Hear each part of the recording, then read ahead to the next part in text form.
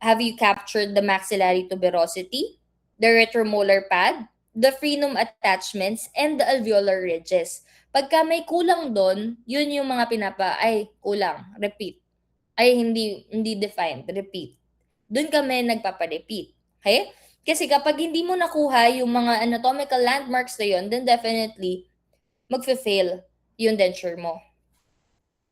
So this would provide the exact shape of your denture bearing area, would help you achieve stability, retention, and proper occlusion in the final denture. So this is also performed with the border molding and a more accurate impression material like your zinc oxide, your zinc oxide eugenol paste, or your light body silicone. So yan yung mga ginagamit natin in terms of final impression.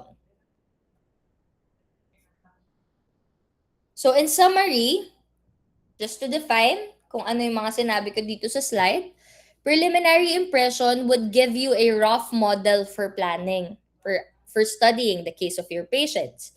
Custom tray, it would ensure even material thickness and proper borders. And for your final impression, it would capture the exact anatomy to guide the denture fabrication. Now for the border molding, this is a process of shaping the edges of the custom tray so that it reflects the functional limits of the patient's oral muscles. So this is to record the dynamic movements of muscles like your buccinator, orbicularis oris mentalis, and your mylohyoid. So this would also ensure that the denture does not interfere with the normal muscle function, which is very critical in terms of retention and stability. Kaya nga tinatanong ko kayo, kapag kunyari nagpapa-CI kayo sa akin, may suction effect na ba? Kasi kung wala pa, then you haven't captured the borders yet. So usually this is done using a soft moldable material such as your green stick compound, and the patient would perform functional movements like smiling, speaking, and swallowing while the material is molded. Okay? Kaya pinapaano natin, okay, smile po, pucker po, open po, yung mga ganon. Okay? So the proper border molding would create a functional extension for your dentures and would prevent overextensions that would cause sore spots or underextensions that would reduce the retention. So once the final impression is made, so kunyari tapos na yung border mold, the final impression, master cast na tayo. So binubuhusan natin yan. Usually, ang gamit natin would be your cast stone. Pero in private practice, it's better to use the die stone kasi mas lesser yung chances na mabasag ng laboratory. Okay? But again, theoretically, you should be using the cast stone. Okay? So this would provide an accurate, stable model of the patient's edentulous arch. So this would also serve as a definitive foundation for your denture construction, including the base plate and the occlusal rim fabrication. So dito natin ginagawa yon. So to do this, we use a high quality dental stone to pour the cast, and then we ensure that all the anatomical details and borders from the final impressions are captured. Okay? Why does it matter? Bakit kailangan natin ng ganito? Because the master cast ensures that the denture fits precisely on the patient's ridges. Kapag maganda ang fit sa master cast, definitely maganda na rin yung magiging fit mo sa pasyente if you have captured the accurate anatomy. So all subsequent steps, occlusion, teeth arrangement, and processing would depend on the accuracy of your master cast. So by understanding the purpose of each step, students can appreciate why skipping or performing any step incorrectly can lead to poorly fitting dentures. Okay? Kaya tayo naka-step by step sa mga dentures. Kaya nyo pinapacheck sa amin yan. For us to ensure na maganda yung magiging fit niya.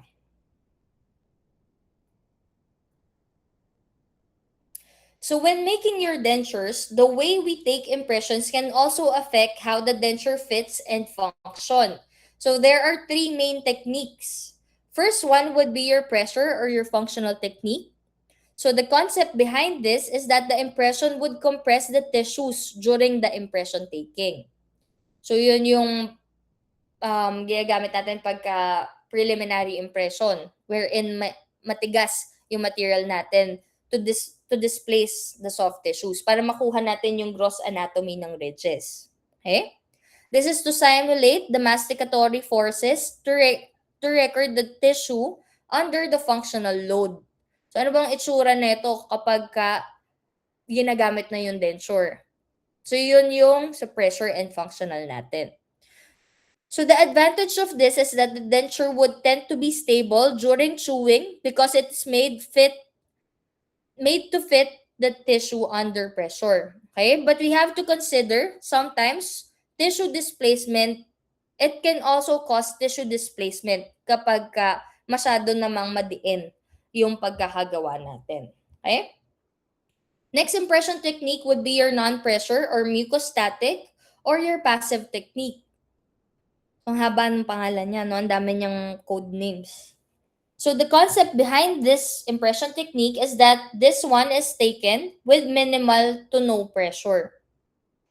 So the purpose of this is to record the tissues in a resting and uncompressive state. So meaning, ito yung mga alginate impressions natin. Okay? Halos sa sobrang lambot niya, wala siya masyadong force na nagdi-displace ng soft tissues.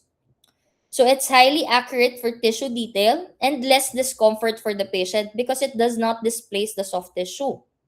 So this is often the board favorite. This is often preferred in exams because it emphasizes tissue preservation and accuracy. Okay, so tinatanong yan sa board exam. Now for the last technique, that would be your selective pressure technique, wherein this would combine the elements of both pressure and passive techniques using your custom tray. So this applies pressure only to the stress-bearing areas while relieving the non-stress-bearing areas. So ito yung ginagamit natin na impression technique when we're doing our final impression. So this technique rather is that it provides support from the primary stress-bearing areas and reduces pressure on the sensitive tissues, optimizing the comfort and function of your dentures. So this is considered the most practical for long-term denture success. Okay? So if you're going to do the selective pressure technique for dentures, for your complete dentures, it will give you a long-term denture success as long as you do it right. Okay? So just to summarize this, for pressure or functional, it compresses all tissues and mimics the chewing forces. While for the non-pressure or the mucostatic, it has a minimal pressure wherein the tissues are at rest and highly accurate. While for the selective pressure, this has pressure on key areas and relief areas elsewhere. So this is best balanced for your complete dentures. Now let's discuss the vibrating line and your posterior palatal seal. So the vibrating line is a key landmark in maxillary denture construction. So it would define the posterior limit of your denture and separates the movable from the immovable part of your palate. Okay? Siya yung nagsiseparate nun. Siya yung line in between your movable and immovable palate. So this will ensure proper peripheral seal and the retention of your dentures. So this is again the imaginary line separating the movable and immovable palate, often called an A line, because it can be identified when the patient would say, yung ganon. Nagbabibrate siya. Okay? The shape for this one would usually resemble a Cupid's bow or a bra-shaped line. Okay? So kung makikita nyo dito, ayan yan. Yan yung binibid natin. Now the landmarks, how do you locate this? For anterior vibrating line, this is located approximately 2 millimeters anterior to the fovea palatini. Makikita nyo yan sa mga cast nyo, yung parang may dalawang tuldok. That would be your fovea palatini.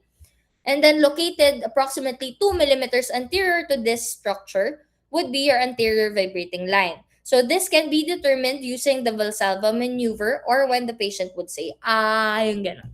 Okay? Now, for the posterior vibrating line, this would run from your hamular notch up to the hamular notch. So, from left to right. Okay? Yung hamular notch to hamular notch nyo.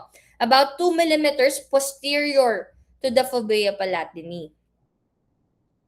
So, we mark this as the posterior border of the denture, which is critical for proper suction and retention. So, yan yung pinagko-connect natin for us to do the posterior palatal seal. We locate the anterior first. So, for example, dito sa picture na to, this would be the anterior portion, 2 millimeters anteriorly from the fovea palatini, and then the posterior one is 2 millimeters posterior to the fovea palatini.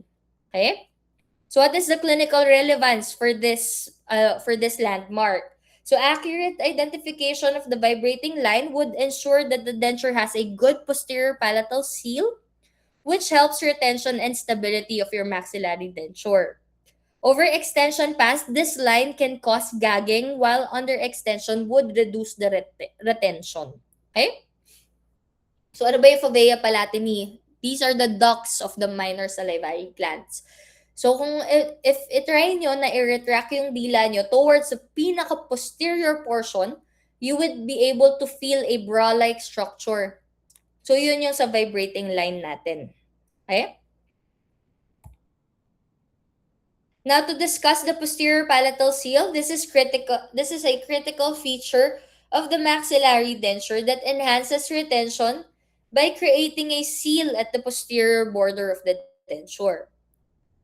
So to define this is the area of the posterior denture border that provides the resistance against dislodgement. Okay? So also called as the post dam. Yan yung nilalagay natin, yan yung binibid natin ng mga 0.5 to 1 mm.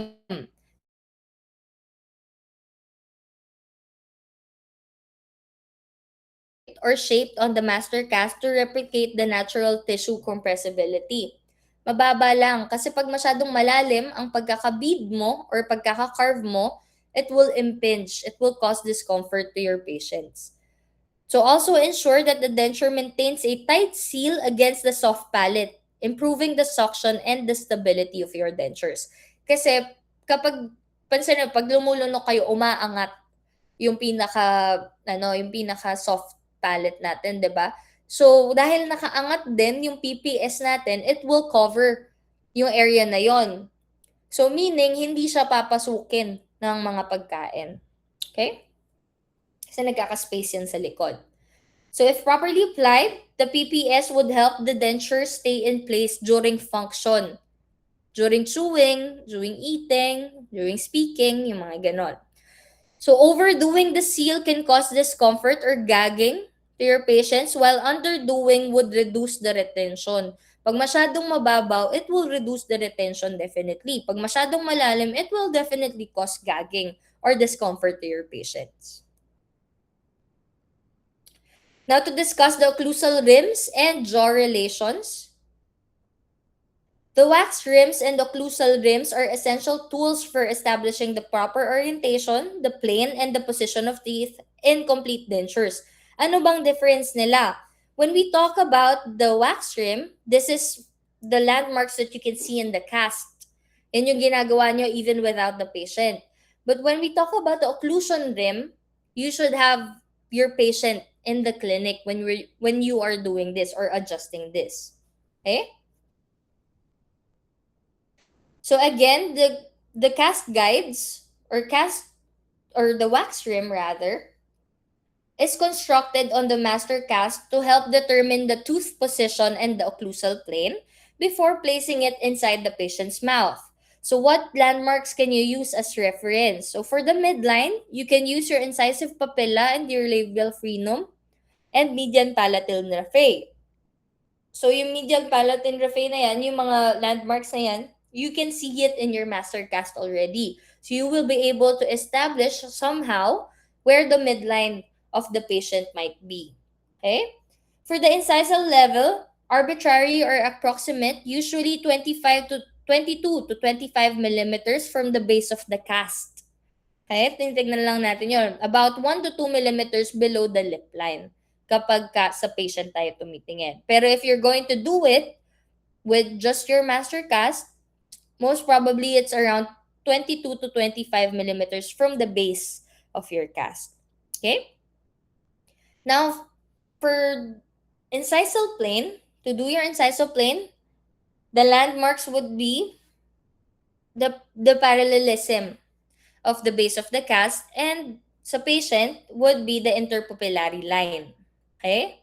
So for canine position, this is based on the tangent lines from the most anterior prominent rugae. Kaya 'di ba pinapalinyahan natin yung canine line natin? That's where you will place the canine position. Now for the patient guides naman, occlusion rim, after you've done your wax rim from your master cast, you can now adjust it based on your patient's needs. So adjust intraorally to establish the functional and aesthetic parameters, wherein your landmarks would be the facial midline, the philtrum, and the tip of the nose. For canine positioning, this is determined using the commissure of the lips and the ala of the nose. Okay, so yun ang inaanahan natin. Yun ang ginagawa nating basihan. Naglalagay tayo ng lines.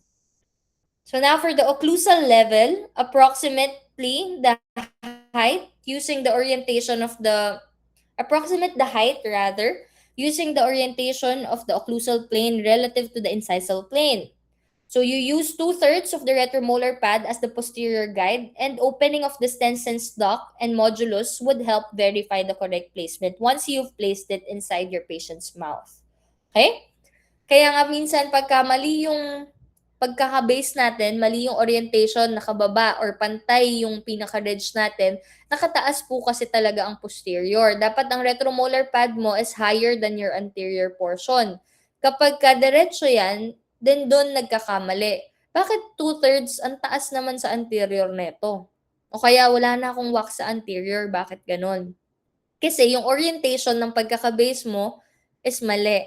Okay? So you have to trim or you have to place more stone and then trim properly kung paano siya magiging parallel.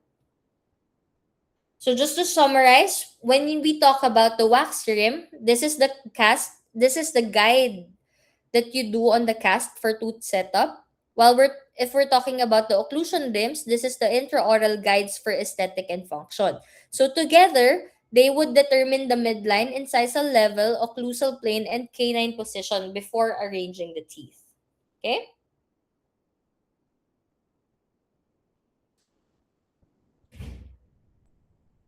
So next, still the wax rim and the occlusal rim.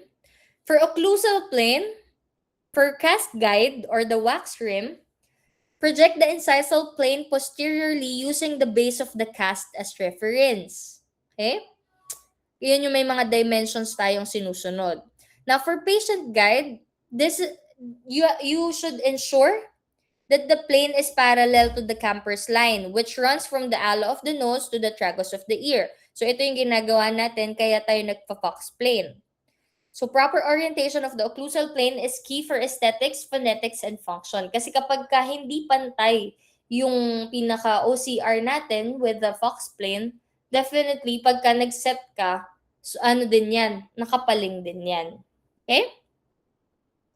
Now, for the labial lingual inclination, position the incisal edges about 8 millimeters anterior to the incisive papilla and guide proper lip support, vermilion border alignment, and the lip thickness. So also ensure that the teeth would look natural and maintain facial proportions. Okay, kaya natin ginagawa yan. Now for labio or buccolingual dimensions, approximately the width of, this is to approximate the width of the teeth in the buccolingual direction. Okay? Yun ang ginagawa natin dyan. So you have to consider the neutral zone, which is the area where the tongue, lips, and cheeks are balanced. So later on, we will be discussing about the neutral zone. Ano ba yung neutral zone na yan? Bakit kailangan ibalik? So it would also help us anticipate the size and position of the denture teeth to avoid the cheek or lip interference. Now, for the buccolingual position, maxillary teeth should be positioned slightly buccal to the crest of the maxillary ridge. So, hindi siya yung gitnang-gitna. Okay? Ensure that the upper rims align with the lower residual ridge and the neutral zone. Neutral zone yun yung black area between our teeth and our cheeks. Okay? So this improves stability and avoids sting during function. Now for the contour of the polished surface should be slightly curved, okay? Following the contours of the surrounding musculature. Yan yung tinitingnan natin yung umbok. Okay? Proper contouring ensures that the denture accommodates the muscles like your buccinator and your tongue and prevents displacement. So to summarize this, hey, kasi ang dami, no? To summarize, wax rim or the ones that you do during your cast fabrication or from your master cast, you establish the occlusal plane and tooth orientation on the model. For occlusion rims, this is fine-tune occlusal plane. This is to fine-tune the occlusal plane, rather, inclination, and buccal lingual position intraorally. So, correct positioning ensures the proper lip support. Again, yun, tinitignan na natin yan, OCR pa lang. Neutral zone alignment, and polished surface contour, which are critical for stable and functional dentures. Okay? So, ito na. Ito, kabisaduhin nyo to ha. Kailangan nyo yan for your practical exam. So when constructing the wax or occlusion rims, proper flange length and plane of orientation are essential for aesthetics and function. So gaano ba kahaba or gaano ba ka-extended ang dapat na ginagawa natin? For the labial flange, it's approximately 22 millimeters. Okay? 22 millimeters from the base or the lowest portion of your cast or yung pinaka, 'di ba sa TDB nyo meron kayo ng mga flanges, yung ganito. So from there, 22 millimeters up to your incisal edge. Okay? This would support the upper lip and help determine the incisal display. So kailangan sa pasyente mo, titignan mo yan, kung kunyari meron ka ng 22 millimeters, you double check sa patient. Yung 22 millimeters ba na yun, meron akong 1 to 2 millimeter incisal show? Kung meron, then you can stop. But kung wala pa, then you add more. Okay? Because this is just an average. Pero ang susundin mo pa din would be the facial profile of your patient. Okay? So for the mandibular rim, the labial flange is approximately 18 millimeters to the incisal edge. So yung labial flange mo right here, up to the incisal edge, it should be 18 millimeters. Okay, so later on, i-run through ko din kayo paano gumawa ng OCR ng mas mabilis. Okay? This would support the lower lip and contribute to facial proportions. So for the plane of orientation from anterior portion, for the interior portion rather, this should be parallel to the interpupillary line to ensure the proper tooth display. Kasi pansinin nyo, pagka kayo at rest yung position nyo, may 1 to 2 millimeter incisal show, di ba? So same thing with your patient. You have to bring back that 1 to 2 millimeter incisal show. Now for the posterior portion, it should be parallel to the Camper's line or the Ala-Tragos line. This is to guide the occlusal plane for function and phonetics. Okay, yun ang tinitingnan natin. Kaya nga minsan pagka hindi mo siya masyadong makita sa anterior, you double check with the posterior portion. You check using the Camper's line. So maintaining these dimensions and planes ensure that the teeth are properly positioned relative to the lips and the face of your patients that would provide balance, aesthetics, and functional occlusion. Okay? So take note of these dimensions. Okay? Kasi yan ang ginagawa natin sa board exam.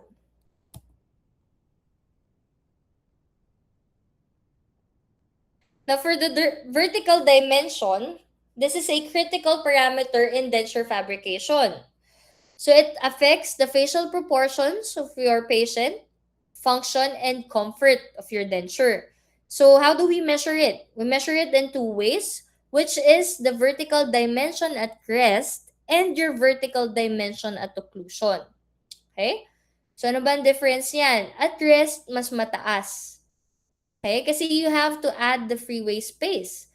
When you're resting, kunyari ngayon, nakikinig kayo, you're resting. Yung bibig nyo is hindi naman nakasara yan eh. 'Di ba? Nakabukas yan. You have the freeway space. So, at rest, mas mataas ang vertical dimension mo as compared when you bite the maximum intercuspation. Okay? So this is the distance between the jaws when the patient's mandible is at rest, lips slightly closed, and teeth not in contact. So this will serve as a reference for determining the occlusal vertical dimension. So for the vertical dimension of occlusion, this is the distance between the jaws when the teeth or the occlusion rims, so for example, di mo pa nasiset, are in contact. So this is the dimension at which the denture teeth will meet. Okay, yan yung pinaka-bite niya. Kaya nga occlusion. Okay? So for the freeway space, this is the space between your VDR and VDO, which is calculated as your freeway space is equals to your VDR minus the VDO. Okay? So it's usually 2 to 4 millimeters yung freeway space natin. So how can we determine the vertical dimension using phonetics? So we have to observe sounds like the S sounds, the M sounds, to check the incisal overlap and the lip closure of your patient. Kaya meron tayong Emma, yung ganon. Okay? Swallowing also is part of the methods of determination. So the mandible naturally finds its resting position during swallowing. Kaya nga, okay po, open, close, swallow, open. Yung, kumbaga, i-stretch mo yung bibig. Diba? Yun ang makukuha mo ang pinaka-bite niya na relaxed position. Kaya nga, if it's repeatable, yun ang kukunin nyo. The most repeatable bite of your patient. Now, for the aesthetics, we evaluate the lower facial height, the lip support, and the overall facial proportions. Okay? For mechanical naman, we use measuring tools or wax trims to verify the desired vertical dimension. Ako, what I do is I use a Bowley gauge, rule of thirds. Usually, yun ang yun ang pang confirm ko. Not all the time, it's accurate, but most of the time it is. It's enough. Okay? So to summarize yung diniscuss natin, when we say VDR, this is your jaw at rest. When we talk about the VDO, this is your jaw at occlusion. While your freeway space, this is the 2 millimeter space between your VDR and VDO. And you use the phonetics, swallowing, aesthetics, and mechanical guides to establish the proper vertical dimension. Okay? Do you have questions so far? Am I going too fast? Okay. Wait lang.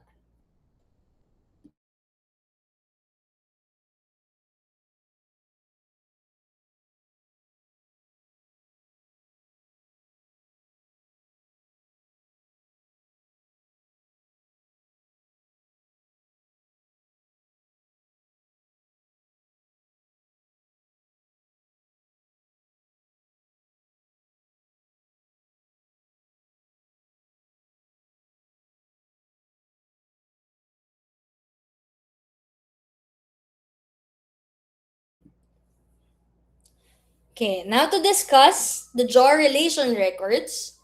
So ito, ano lang to, sinasummarize ko lang. Overview lang to ng mga pinag-aralan nyo before. Kasi I know na marami na kayong nire-review.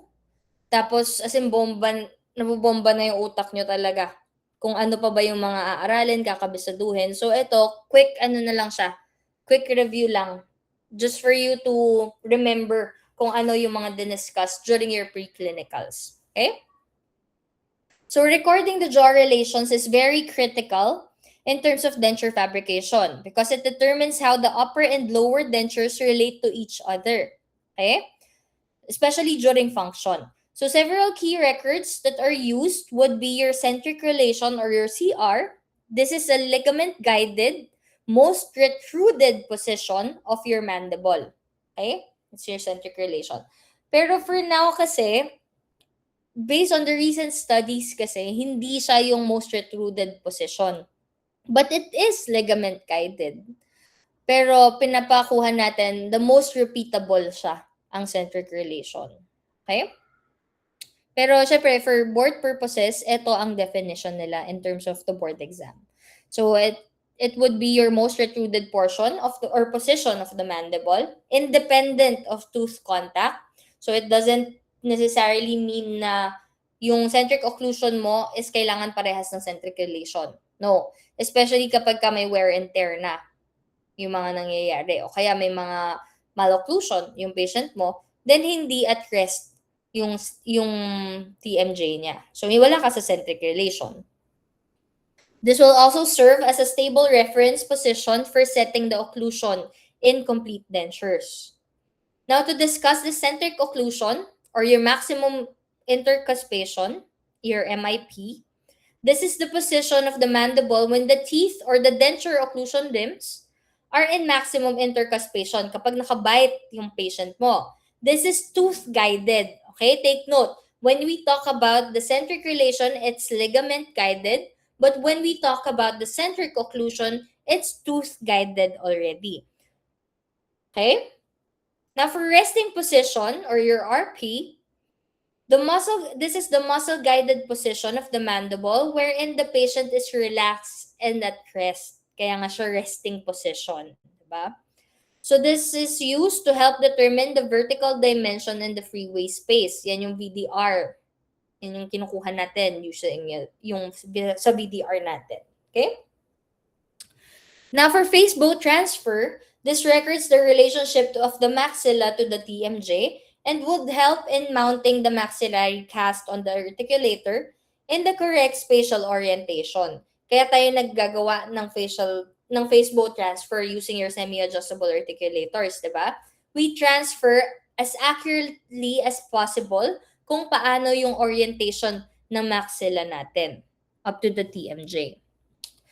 Next one would be the Gothic art tracing. So ito hindi natin to ginagawa sa school, but there are some schools na required to sa kanila eh. Kaya we have to discuss din. Syempre kasi ang board exam, it's a standard set of questions, di ba? Na hindi naman porket hindi na-discuss sa atin, hindi na nila itatanong. What if itanong? Okay? So just to give you a quick overview, what is a Gothic arch tracing? This is a technique to record the centric relation accuracy. So you can see here in this photo, this is what we call the Gothic arch tracer. Ayan yung gagawa niya. Okay? This provides a graphical representation of the mandibular movements to locate the centric relation precisely. Now for the protrusive records,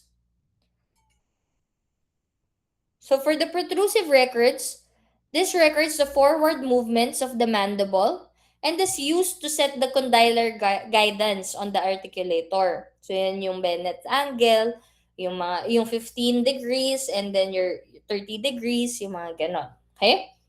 Which will then help stimulate the Christensen's phenomenon during lateral and protrusive movements. So later on, we will be discussing ano ba yung Christensen's phenomenon na yan.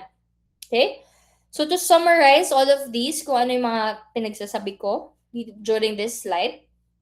So when we're talking about the centric relation, again, that is a ligament-guided retruded position. When we talk about the centric occlusion or your maximum intercuspation, that would be a tooth-guided occlusion. When we're talking about the resting position, it is a muscle-guided resting position. While for your face bow, it would relate or transfer the maxilla to the TMJ. Gothic arch tracing, this is to record your centric relation. And protrusive records, which sets the condylar guidance for articulator movements. Okay? So accurate jaw relation records ensure that the dentures function harmoniously with the patient's jaw movements and prevent occlusal errors. So pag mali ang mounting, ulit, remount, no? So yung nakakainis yun, remount tayo ng remount. So to discuss the occlusion and tooth arrangement, choosing the proper occlusal scheme is very important to ensure stability, function, and comfort of your complete dentures. So there are 3 types of occlusal schemes that we may be using or we can use in our clinical practice. First occlusal scheme would be your balanced occlusion. So this is a simultaneous contact on the teeth on both the working and balancing sides during your lateral and protrusive movements. By the term itself, balance occlusion, balance, simultaneous contact on both working and balancing sides. Okay? So this is to prevent tipping of the dentures during function. So this is ideal for patients with good neuromuscular control, yung mga patients na sanay nang mag-dentures, for the longest time naka-denture na sila, magandang gumamit ng balance occlusion. And for patients who have stable ridges, kapag medyo matataas pa yung mga ridges ng patients nyo, you can use the balance occlusion. Okay? So next type of occlusal scheme would be your monoplane occlusion. So this uses a 0-degree teeth on a flat plane with no cuspal interference. So as you can see here, flat na flat yung pinaka-occlusal cusps niya. So this is indicated for patients who have poor neuromuscular control, for patients who has a class 2 or class 3 jaw relations, and patients who have a severely resorbed ridges. So ginagamit natin siya. Bakit? Because this is easier for patients to adapt and reduces lateral tipping and occlusal interferences. Kasi nga, flat na yung occlusal ridge or wala silang neuromuscular control. So it's very hard for them to balance yung pinaka-dentures nyo. So it's better for you to remove just the cuspal tips. You use a monoplane occlusion instead. Now for the lingualized occlusion, the maxillary lingual cusps contact the central fossa of the mandibular teeth. So while the buccal cusps are out of contact. So yan yung usual na ginagawa natin, yung mga bull technique, yung bull rule, yung non-working cusps, yung mga ganon, UPLP. So yan ang ginagawa natin dyan, lingualized occlusion. So this combines aesthetics of cusp teeth with stability of flat occlusion. Kaya binabawasan natin. Clinical relevance, this provides good aesthetics and functional stability, often preferred for patients with moderately resorbed ridges. So again, to summarize, balance occlusion, stability during all movements. It may be your lateral occlusive, your protrusive, retrusive. Still, it would be balanced. Still, it would contact simultaneously. Okay? For monoplane occlusion, it's flat, simple, and good for resorbed ridges or poor muscle control. Now, when we talk about the lingualized occlusion, it has the aesthetics and stability in terms of contacting, teeth contacting, and it has the best of both worlds. Kasi nga, may aesthetic ka na, stable ka pa. 'Di ba? So, mas okay na gamitin siya, especially for patients who have a moderately resorbed ridges.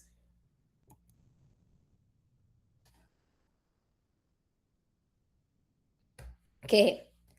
So, after establishing occlusion and jaw relations, the next step is to arrange the artificial teeth. So, you can do this on your wax occlusion rims followed by festooning to simulate the natural contours. So, for aesthetics, so isa-isahin natin. Anterior tooth setup, the focus would be for the aesthetics and phonetics of your patients.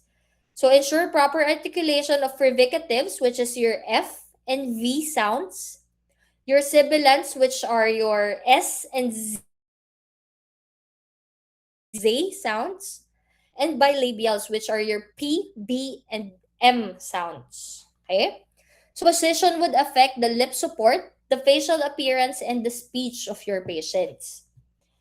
Now, for the posterior tooth setup, the purpose of this is to achieve a balanced function para nakakanguya ang pasyente mo. This ensures proper occlusal contacts, efficient mastication, and stability of the denture during lateral and protrusive movements. Now, when we talk about the festooning, this is sculpting the denture's polished surface to mimic the natural soft tissue contours. Kaya nga it simulates the natural soft tissue contours, di ba? So it enhances aesthetic appearance of the denture and guides muscle function around the denture.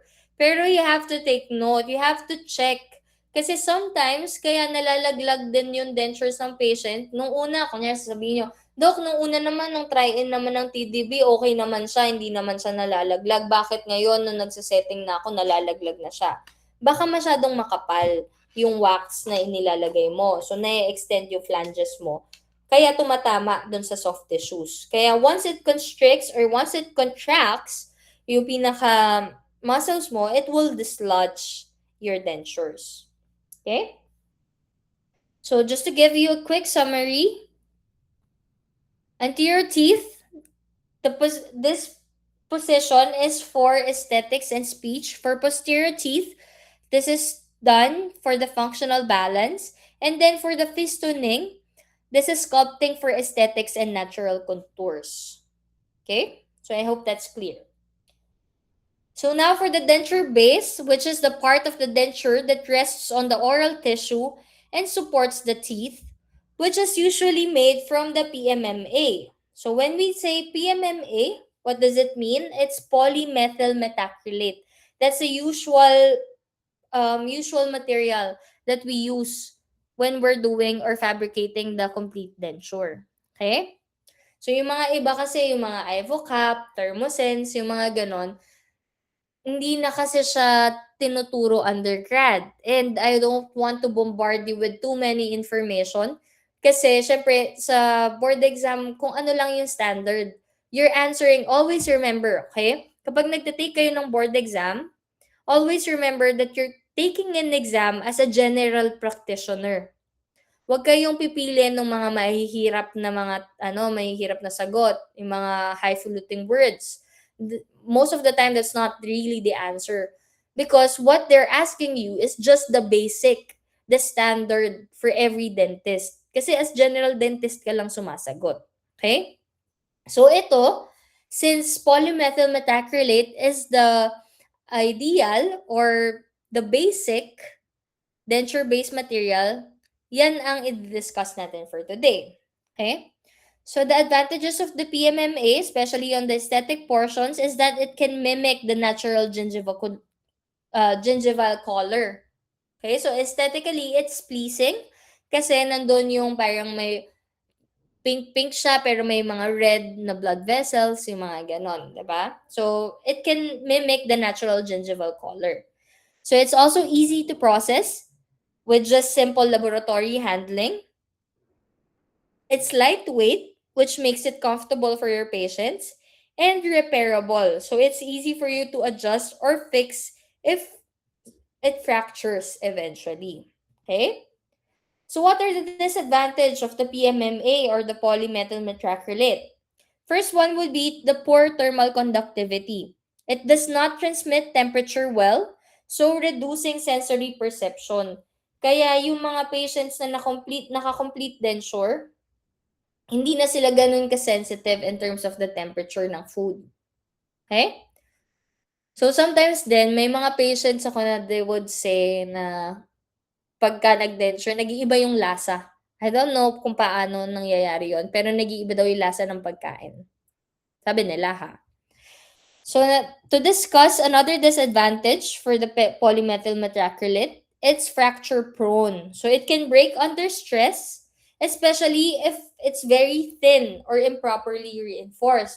So pagka masyadong manipis, yan yung may mga nakikita tayong dentures that they have a wire inside the complete denture kasi masyadong manipis. Okay? So pagka ganun, kailangan you have to place something inside your material for it to be to have the fracture prone lesser. Para mas siya, para mas hindi siya masira or mabasag agad-agad. Okay? Kasi pagka nalaglag mo yan, mababali yan, mababasag yan. So what are the clinical relevance? So the choice of base materials affects your comfort, the patient's comfort rather, the durability and the aesthetics of the denture, and proper design and thickness can reduce fracture risk and improve the patient satisfaction. So wag naman sobrang kapal, okay? Pero wag din masyadong manipis kasi masisira siya. Pag naman masyadong makapal, uncomfortable naman kay patient mo. Okay? So somewhere in between lang. Now to discuss the polymerization process, this is the process by which the acrylic resin or your PMMA is cured to form the final denture base. So the method chosen affects the fit, the adaptation, and porosity of your dentures. So ano ba yung two types ng polymerization process natin? Paano ba niluluto yung denture natin? So first type would be your compression molding. So this is the most common method in denture fabrication, which involves packing acrylic dough into a flask containing the teeth setup and closing it under heat and pressure. Ito yung inaan nila, pinapressure cooker nila for 9 hours. 'Di ba? Sa ibang mga school kasi, sila ang gumagawa ng denture. Sila ang nagpo-process ng denture. So pagka ganon is nagmimix sila sa acrylic bowl ng PMMA material or ng acrylic material, and then they place it on top. Pagka tinanggal na nila yung trial denture base, syempre matutunaw na yung wax dyan.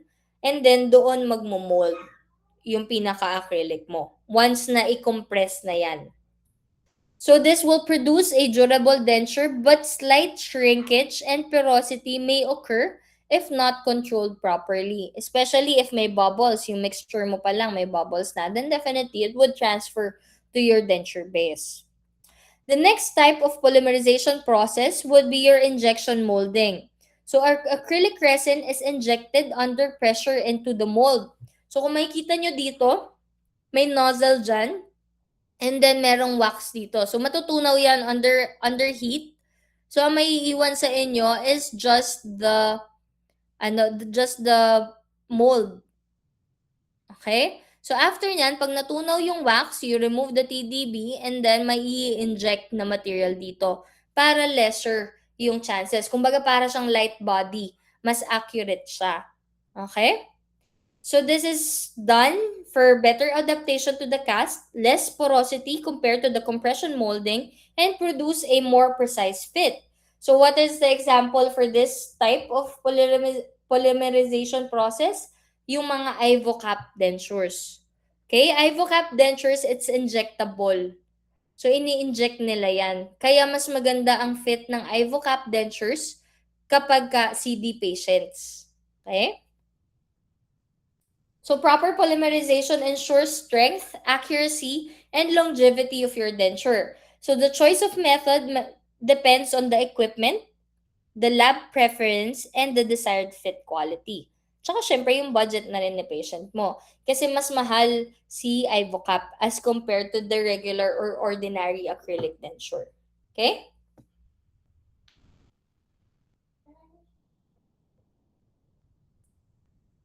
Now for the curing cycle, this refers to the temperature and time used to polymerize the denture base, which is your PMMA. So during denture processing, it directly affects porosity, strength, and fit of the denture base. So for short curing cycle, protocol for this one is that you have to place your denture on a 74-degree heat for 2 hours. Okay? Followed by a 100 degrees Celsius for 1 hour. So, mabagal siya. Kasi slow curing reduces the porosity. So, meaning, yan din yung kaya mas matibay kapag short cycle ang ginagawa. Rather, mas mabilis masira pala kapag short cycle. Okay? Bakit? Kasi slow curing reduces porosity. Pag short cycle ka lang, technically 3 hours ka lang.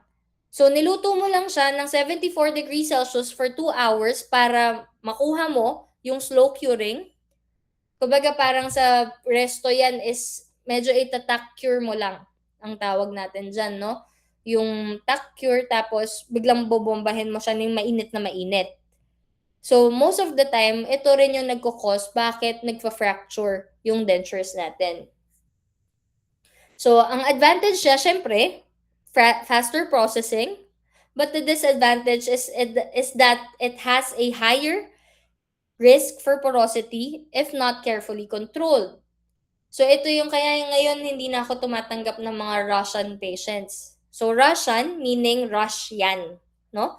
Yun yung mga nagmamadali sila na, "Ay Doc, gawan mo ako ng denture kasi aalis na ako sa isang araw aalis na ako, may flight ako papuntang ganito." Ay hindi, hindi talaga puwede kasi kapagka ni-rush natin 'yan, there are chances, malaki yung chances na pagkabalik mo kung saang bansa ka man nanggaling, eh, mababasag or mababali, matatanggal yung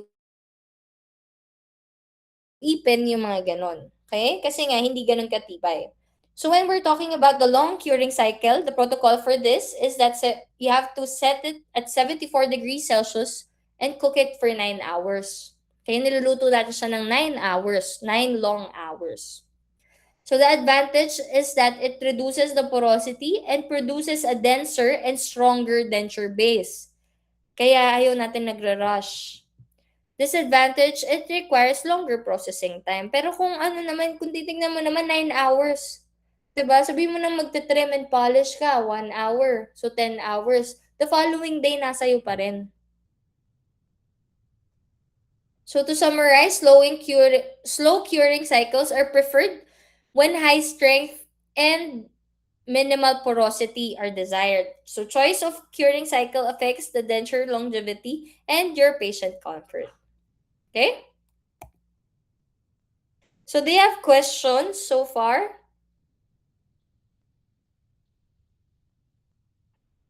Wala?